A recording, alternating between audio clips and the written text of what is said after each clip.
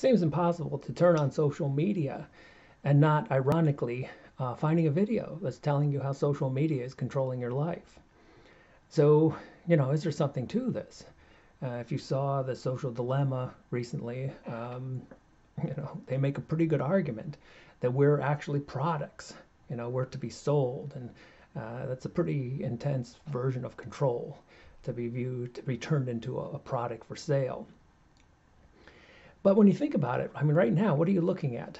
Either your phone screen or you're looking at the screen on your computer, and that's just pixels. It's just information, and even the sound that you're hearing is just, ripples in the air. To an alien, it would all just be chaos and nonsense. So, they're only powerful if you interpret them in a certain way. Think about it like, a remote control car. It looks like the person with the controller has all the power, but that's just sending out signals. It's really the car that's interpreting those signals and letting those signals control it.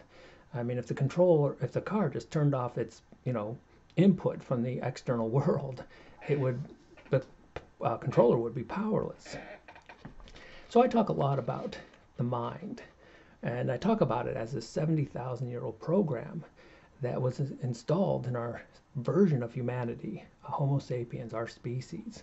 That's almost up to 8 billion people on the planet right now.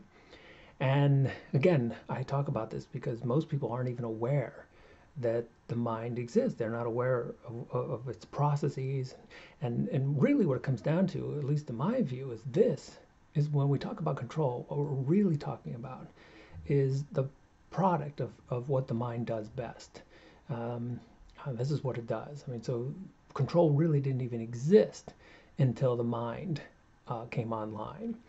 And it's fascinating because if you look at Advaita Vedanta and Buddhism and so many, and even the ancient teachings of the shamans across the globe, the fascinating thing is they were aware of the workings of the mind, and they were aware that our true nature is not the mind. And so that's pretty fascinating because that's the same thing that cognitive science has discovered.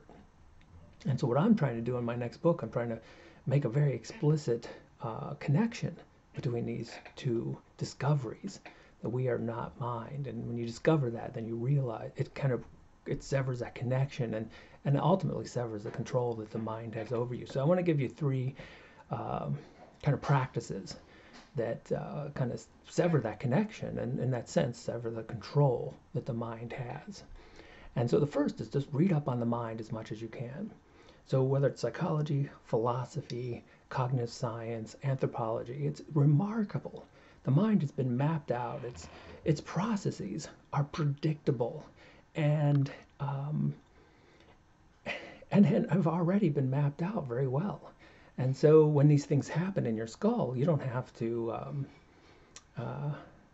it's not you.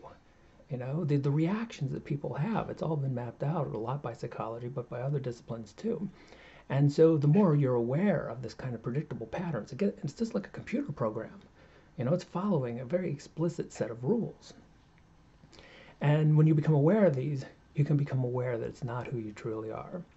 The second hint is all about meditation and mindfulness. There's no way around this. Mindfulness, purposely being attentive to the present moment without judgment. That brings us away from the mind program. It brings us back into reality. So does the practice of meditation. So one of the favorite practices of meditation is just watching your thoughts, which is to say, watching this program take its course and do its thing. And that helps us recognize that we are not the mind. The third hint is all about nature. So I'm sitting in this office, in this house, and that's all constructs of control. It's all what, fighting nature and, what we, and I'm not arguing, I'm grateful for it in some ways, but it's the world that we've created through mind. And then right outside my window is nature. And when you get into nature, the concept of control, the idea of control doesn't even exist. And so the more time we can spend with nature, the more time we realize that control is an idea. It's an idea that was constructed by the mind, a 70,000-year-old program that our species inherited, and it was really successful for our survival. but it has outgrown its usefulness. So when it comes to control, it's all about the mind and an idea in the mind's eye. And so that's my take on it.